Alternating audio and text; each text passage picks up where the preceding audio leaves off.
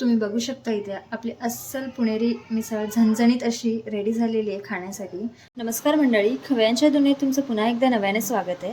आज आपण बनवणार आहे अस्सल पुणेरी मिसळ. मिसळ बनवण्यासाठी इथे 250 ग्राम मटकी घेतलेली आहे. तुम्ही बघू शकता मटकी स्वच्छ धुवून घेतलेली आहे. मोड आलेली मटकी घेतलेली आहे इथे आपण. आता ह्याच्यामध्ये आपल्याला 1 ते 1.5 ग्लास पाणी टाकून घ्यायचं आहे. इथे तुम्ही बघू शकता मी इथे 1.5 ग्लास पाणी टाकून घेतलं. याच्यामध्ये पाव चमचा हळद टाकूयात. थोडंसं मीठ घालून घेऊया आपण कुकरची 1 शिट्टी करून घेऊयात आता, म्हणजे मटकी थोडीशी मऊ. आपली उसळ वाफेपर्यंत आपण ग्रेव्हीची तयारी करून घेऊयात.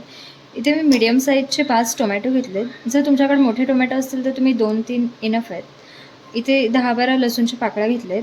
1 ते 1.5 इंच अद्रक घेतलं आहे कट करून. खोबरं घेतलेलं आहे कट करून. कोथिंबीर आणि 3 कांदे घेतलेत. आपण इथे सर्व इन्ग्रेडियंट्स घेतलेले आहेत. तर ह्याचा आपल्याला मसाला बनवून घ्यायचा आहे.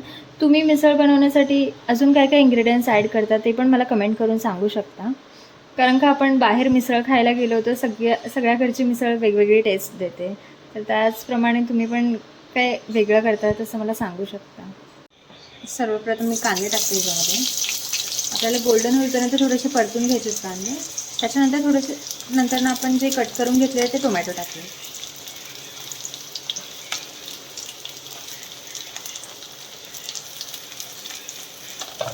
इथे आपला कांदा थोडासा लालसर आपण करून घेतलेला आहे. आता ह्याच्यामध्ये आपण टोमॅटो ॲड करूया.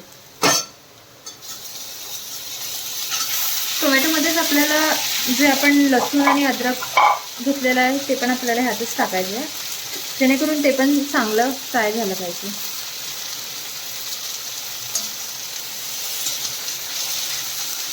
एक साधारणतः 3 ते 4 मिनटं आपल्याला हा कांदा आणि टोमॅटो परतून घ्यायचा आहे. आपला मसाला छान असा होईल. त्याच कढईमध्ये आता मी थोडंसं खोबरं परतून घेते. खोबरं पण थोडंसं गोल्डन झालं ना की आपण मग काढून घेऊयात त्याला. इथे मी एक पातेलं घेतलेलं आहे. त्याच्यामध्ये मी आता तेल टाकून घेते. तेल आपल्याला छान असं गरम करून घ्यायचं आहे. तेल चांगलं गरम करून झाल्यावर आपल्याला मग जे आपण मिश्रण वाटून घेतलेलं आहे ते आपल्याला टाकायचं आहे याच्यामध्ये. तेल इकडे चांगलं गरम झालेलं आहे. आता आपण वाटलेलं मिश्रण ह्यात टाकून घेऊया.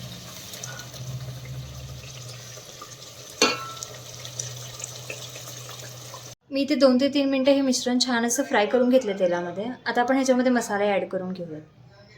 ची फ्लेम मी बारीक करून घेतलेली आहे. आता ह्याच्यामध्ये मी लाल काश्मीरी पावडर 2 चमचे टाकते. काळा मसाला 1 चमचा.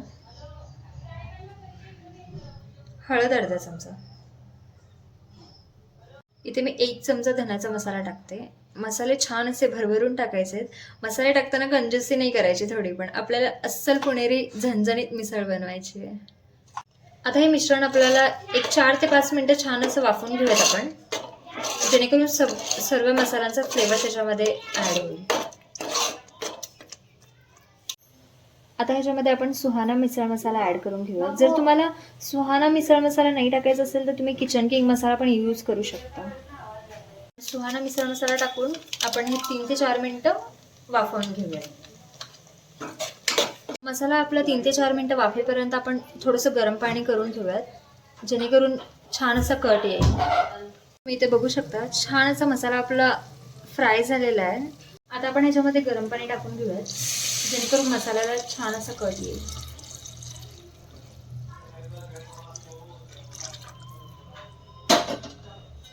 तुम्हाला ग्रेव्ही जेवढी हवी असेल तेवढी करू शकता. बघू शकता ग्रेव्हीला छान असा कट आलेला आहे. आता आपण ह्याच्यामध्ये थोडंसं सॉल्ट ॲड करून घेऊया चवीनुसार.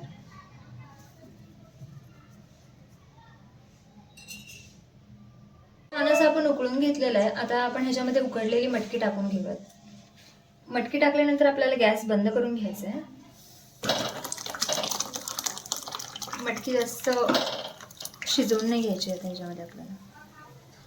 तुम्ही बघू शकता किती मस्त असा कट आलेला आहे.